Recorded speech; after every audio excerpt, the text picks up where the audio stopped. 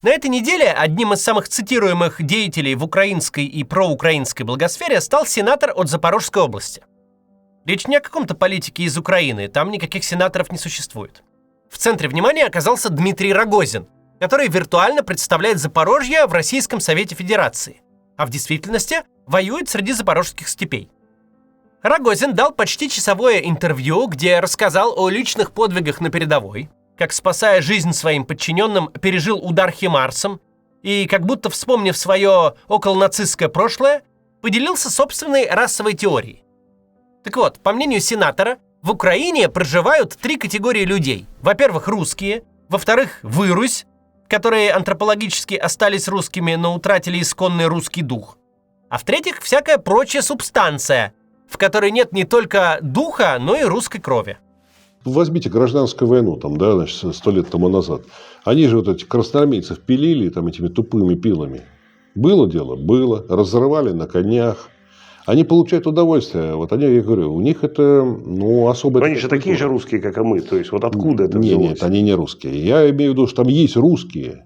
Я не говорю, что они все русские. Эта мразь, она никакая не русская. Никогда ей не была. Это венгр вообще, да? Не только, почему есть венгры. Я не на народ сейчас. Не на народ, я имею в виду, да. О мадьяре мы говорим. На мадьяр, венгерского происхождения, но и венгры его сами ненавидят. Значит, я сейчас говорю про хохлов. Да, и здесь нет ничего оскорбительного в этом слове. Я это имею в виду как вот субстанция некая. Это какая-то непонятная публика по крови, они вообще с нами никак не связаны. В украинской части интернета, впрочем, широко разошлись другие фрагменты интервью, в которых Рогозин дает оценку силам беспилотных систем ВСУ. Сказал, что системы эти установили высочайший обменный курс, ведь наступление российской армии исчисляется единичными километрами, и каждый из них стоит огромной крови. На войне похвала со стороны врага часто воодушевляет сильнее, чем домашняя пропаганда. И Дмитрий Рогозин невольно поднял моральный дух тем, кого сам же назвал вырусью и субстанцией. Я же здесь хотел обсудить один конкретный фрагмент из рогозинского интервью, который имеет важное значение для России. Прежде чем начнем, хочу напомнить. Завтра, в субботу, 27 сентября, пройдет новый, уже 4-й раунд офлайн-встреч зрителей моего канала. На этот раз сразу в 73 городах по всему миру. Эти встречи зрителей проходят без моего участия, их организуют сами подписчики. Встречи проходят и в больших городах, вроде Барселоны, Лос-Анджелеса, Парижа, Сеула и Сиднея, и в небольших. По всему миру находятся люди, которым интересно пообщаться друг с другом. Места, в которых встречи пройдут впервые: на Бали, в Измире, в Дубае, в Амстердаме, в Хельсинки, Граце, Монпелье, Сиэтле, Лиссабоне, Оранж-Каунти, Мюнхене и Стамбуле. Если вы живете в этих городах, то присоединяйтесь, как и во многих других городах, где тоже будут встречи. Если хотите прийти, заходите на сайт и посмотрите, есть ли запланированные встречи в вашем городе. Если пока нет, то в следующий раз вы можете сами организовать. Ссылка в описании. Теперь к сегодняшнему ролику и Рогозину.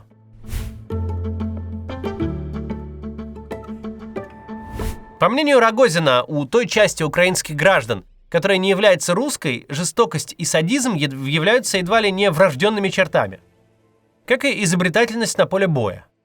В качестве примера Рогозин не единожды привел зверские пытки и казни пленных солдат Красной Армии в годы Гражданской войны. Сейчас же олицетворением так называемой субстанции, по словам Рогозина, является Роберт Бровди, он же Мадьяр, этнический венгр из Ужгорода, который командует силами беспилотных систем Украины. Вот, они придумывают все время новые решения. Причем они такие изуверы, маньяки. Вот, например, тот же самый Мадьяр, например, да, он прекрасный организатор, отличный командир, но это конченая мразь просто. То есть, все его видосики, если посмотреть у него на телеграм-канале, вы обратите внимание, вот они там 3-4 дрона терзают одного солдатика нашего. И потом вот зависают, показывают, как кишки выворачиваются, там, как кровище истекает. Они получают удовольствие. А вообще, это вот они не солдаты. Невозможно понять, почему спикер в ходе интервью ставит знак равенства между немотивированным убийством пленных и убийством вооруженного противника на поле боя, причем на своей же законной территории. Дмитрий Рогозин описывает жуткую смерть множества российских граждан, но предъявляет претензии за эти смерти не Путину, не Белоусову и не Герасимову, не самому себе, как старшему офицеру российской армии в звании подполковника, а украинцам, которые, мол, жестоки по натуре и расовую гигиену не соблюли. Так или иначе, Рогозин дает Аудитории наводку на YouTube-канал Мадяра, где выложены сотни нарезок с камер дронов «Камикадзе», которые охотятся за российской бронетехникой и за отдельными пехотинцами. Там тысячи видеозаписей, тысячи погибших россиян. Хотя, как заявляется на канале, публикуется лишь мизерная часть видео. В среднем одни лишь подчиненные Мадяра поражают по 1000 российских солдат в неделю. По крайней мере, о таком количестве они отчитываются. Однако, помимо сил беспилотных систем, есть еще и операторы дронов в линейных частях ВСУ. На тех видеозаписях, которые я не стану здесь показывать, запечатлены люди, пытающиеся увернуться от скоростного и маневренного дрона. Убежать от него невозможно. Какое-то время можно уворачиваться, но человек в тяжелом бронежилете и шлеме быстро доходит до полного изнеможения. Многие из солдат в последней попытке спасти себя кидают в дрон свой автомат, промахиваются и погибают. Последний кадр на большинстве таких видеозаписей – перекошенное от ужаса лицо российского бойца. И вот такие стоп-кадры я считаю важным показать здесь. Их бы напечатать на плакатах и билбордах в российских городах вместо бравурных зазывалок с рекламой контракта, многие из которых с картинками, сгенерированными нейросетью. Но тут не нейросеть, тут настоящие люди. Несколько из десятков и сотен тысяч таких людей.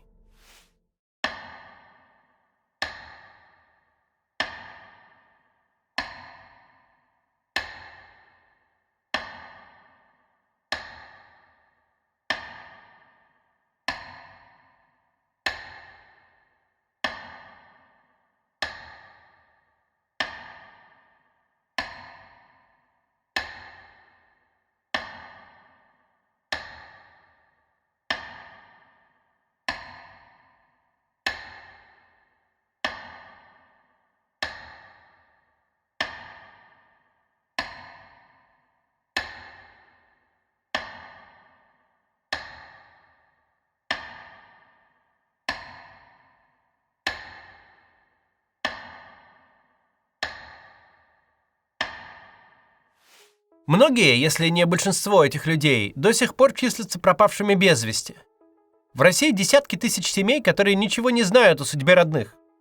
Это сотни тысяч россиян, которые ищут любую возможность отыскать близких. Они каждый день пишут в группы в соцсетях, на форумах, везде, даже в комментариях под моими выпусками, где я поднимаю тему российских потерь. И наверняка немалая часть зрителей Мадяра – это те, кто высматривает на роликах знакомое лицо. Ведь для многих найти подтверждение смерти сына, мужа, отца или брата лучше, чем оставаться в неизвестности. Дмитрий Рогозин вроде как русский националист, и он крайне озабочен почему-то моральным обликом украинца венгерского происхождения, который публикует результаты своей боевой работы под веселую музыку и с саркастическими комментариями. Но совсем не озабочен Дмитрий Рогозин бессмысленной гибелью российских мужчин. Рогозин называет садистами и убийцами украинских военнослужащих, которые на украинской же территории бьют по вторгшимся на нее солдатам иностранной армии. Даже если на секунду принять эту безумную логику, которая противоречит всем когда-либо существовавшим представлениям о войне, даже тогда нельзя будет отмахнуться от вопроса: а кто же шлет российских солдат в чужую страну на растерзание этим садистам и убийцам? Кто дает беспринципным и аморальным украинским беспилотчикам возможность снимать ролики и делать на Ютубе нарезки с музыкой и комментариями, где они на украинской территории убивают российских солдат? И не обязательно дослуживаться до подполковника, чтобы осознать простую вещь. Если ты напал на другую страну, то вину и ответственность за смерть и увечья своих солдат ты несешь. Ты не судья, оценивающий, насколько правильно и по-джентльменски защищает свою родину неприятель, а виновный в гибели граждан сразу двух государств. Начиная с мая 23 года в телеграм-канале Рогозина регулярно фигурирует один и тот же топоним – Степногорск. Это поселок городского типа в Запорожской области, Украины. До войны там жили около 4000 человек. Во второй половине июля 25 года сенатор опубликовал пост, где с чувством морального превосходства сетовал, что пока одни веселятся в тылу, другие штурмуют этот поселок. Зумеры, миллениалы, блогеры и бумеры на ВК-фесте. Ивент с локациями и стритфудом, и кридом. Ни одного нормального слова. А у нас 247-й гвардейский десантно-штурмовой полк скоро ворвется в Степногорск. И это все в одной стране одновременно происходит. Сейчас конец сентября. В своем интервью Рогозин, среди прочего, рассказывает про штурм все того же Степногорска. Хочется спросить этого русского националиста.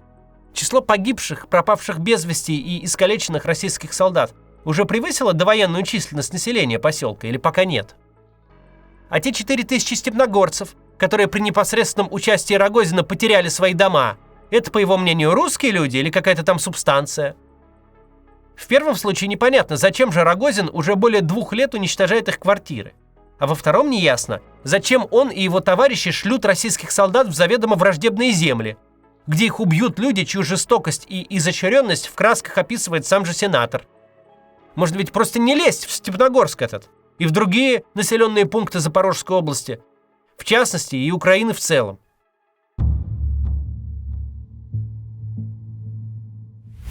28 февраля 2025 года в Белом доме произошла знаменитая перепалка между Дональдом Трампом и Владимиром Зеленским. Главный камень преткновения, разумеется, не костюм украинского президента. Столкнулись две позиции. Трамп настаивал, что Киев и Москва должны установить режим прекращения огня без каких бы то ни было предварительных условий. То есть сначала останавливаются боевые действия, две армии встают по текущей линии соприкосновения, а потом можно сколько угодно вести переговоры. Зеленский же ставил предварительные условия – гарантии безопасности для Украины от США и других стран Запада. Возобладала в итоге позиция Трампа. Никаких условий, никаких требований, ничего, что могло бы стать препятствием для немедленного перемирия. Просто предложить Путину остановиться, оставить за собой уже захваченные территории, не пытаться наказать его за агрессию, но поощрить за сворачивание этой агрессии, снятием санкций и совместными бизнес-проектами. А главный бонус, по мнению Трампа, появился бы сам собой. Перестали бы гибнуть российские солдаты, освободилась бы от военной нагрузки экономика России. С тех пор около 7 месяцев ушло на то, чтобы устранить мнимые препоны, не давшие Путину согласиться на сверхвыгодную сделку. Может быть, думал Трамп, кто-то из украинских или европейских политиков что-то не то брякнул. Может быть, проблема, как в «Крестном отце», что мы просим Путина, но делаем это без уважения. По истечении 7 месяцев даже Трампу стало понятно. Все это время, как и все предшествующие 3 года, Владимир Путин каждый день принимал одно и то же решение – продолжать воевать. Не его ставили в какое-то неудобное положение, а он сам и по собственной воле так решил. По истечении тех 7 месяцев произошло одно крохотное, но символичное событие. Алексей Арестович возобновил сбор пожертвований на ВСУ. Если вы не следили за медийной деятельностью этого человека, стоит пояснить. Он бывший советник Офиса президента Украины, но довольно давно находится в жесточайшей оппозиции к Зеленскому. Не так давно Арестович говорил, что украинский президент и его европейские коллеги обязаны прикусить язык и не делать резких движений, способных сорвать мир с Путиным. Был самым последовательным проводником этой идеи, продвигал ее на миллионную аудиторию. Арестович сам прекратил сборы сначала на летальное оружие, а потом и на любую амуницию для ВСУ. Мол, такая активность противоречит мирному треку. Но сейчас и он констатирует, на Путина можно даже не дышать, но это ни к чему не приведет. Тот просто хочет продолжать войну, вариант не воевать с Путиным отсутствует. Поэтому Арестович и возобновил сборы для украинской армии. С Зеленским-то можно пободаться политическими методами, а внешнему агрессору, у которого свет клином сошелся на войне с Украиной, противостоять можно только военным путем, по мнению Арестовича, который украинец, напомню. Но мы вернемся к россиянину Рогозину. В свежем посте он набрасывается на организации, которые помогают россиянам получить военный билет без реального прохождения службы в армии. Рогозин называет их индустрией ухилянтов, то есть уклонистов на украинском. Профессиональных трусов, подонков и дезертиров, так вот он говорит. При этом сам этот чиновник органично влился в другую индустрию, несоизмеримо более масштабную. Это индустрия убийства российских мужчин. Путин и Рогозин – политики разного уровня, но их объединяет одно качество – осознанность.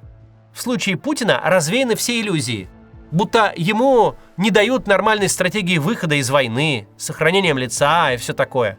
Дают ему еще как, но он осознанно продолжает уничтожать и свою, и соседнюю страну. А подполковник Рогозин, ушедший на фронт добровольцем, нестандартный исполнительный офицер-солдафон с лексиконом из слов «есть и так точно». Он открыто говорит о чудовищных потерях, которые несоизмеримы приобретаемым за их счет площадям. Рогозин не ограничивает собственную картину мира официальной пропагандой. Он отсматривает материалы неприятеля, где видно, что уничтожение российских военнослужащих поставлено на конвейер. И вполне осознанно этот конвейер работает, поставляет туда все новых и новых людей. В индустрии этой задействованы многие. Если вы приедете на железнодорожный вокзал Твери, то на 2-километровом пути к центру встретите аж 6 плакатов, призывающих пойти на войну. В центре их тоже будет немало. Нельзя пройти по улице без того, чтобы тебе предложили расстаться со здоровьем и жизнью. И кто-то занимается дизайном ведь этих плакатов. Кто-то их клеит. Но в нормальной ситуации и те, и другие делали бы обычную рекламу товаров и услуг. А вот такие люди, как Рогозин, делают свое дело не механически, а сознательно. Я, конечно, сам максимально далек от русского национализма. Но кажется мне, что он тут и рядом не лежал. Больше похоже все это дело на русофобию. До завтра.